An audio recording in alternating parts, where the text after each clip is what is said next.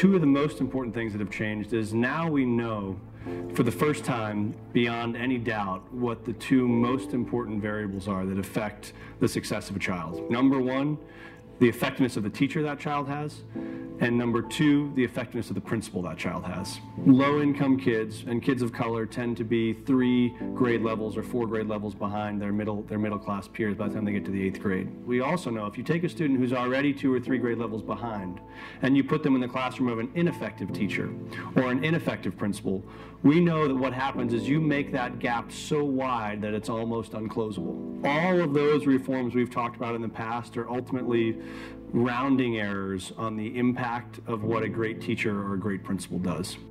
For 100 years, we've been saying about teaching that, well, we know good teaching when we see it, but we couldn't really explain it. And the problem is if we can't explain it, if we can't identify it, then we can't teach it, we can't coach it, we can't improve it, we can't scale it. So one of the things this bill is going to do is to make sure that we learn how to identify effective teachers and identify effective principals. So there are 5 key components to this bill.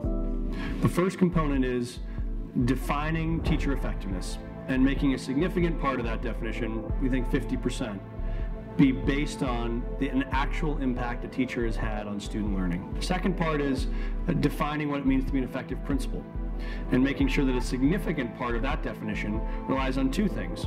One, how much those students have grown during the course of that year, and secondly, and even more importantly, how the teachers that principal supports have proven to be effective or have improved in their effectiveness. The third is, once we have this definition of effectiveness, then we want to use that definition to identify our best performers and help the rest of the profession learn from them. The fourth component is, once we have this definition of effectiveness, we want to use this definition to determine all of the key decisions we make in a teacher or a principal's career. The fifth and final part is the problem that we call direct placement, which is in those small number of circumstances where we have teachers who are without a placement and can't find a position. What we would do is give them 2 full years to apply for and try and earn positions out on the open market in the district.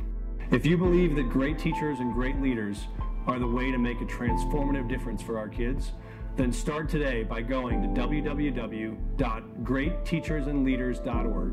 That's GreatTeachersAndLeaders.org, and do a couple of things. 1, sign up for our petition. 2, call or email your state representative or your state senator and tell them how important this is to you. And 3, send this along to your friends, your neighbors, your colleagues, whether it's email, whether it's knocking on the door, whether it's telling them at the water cooler how to get involved. Send them to GreatTeachersAndLeaders.org also, so we can begin to build this movement to finally deliver on this old promise of equality.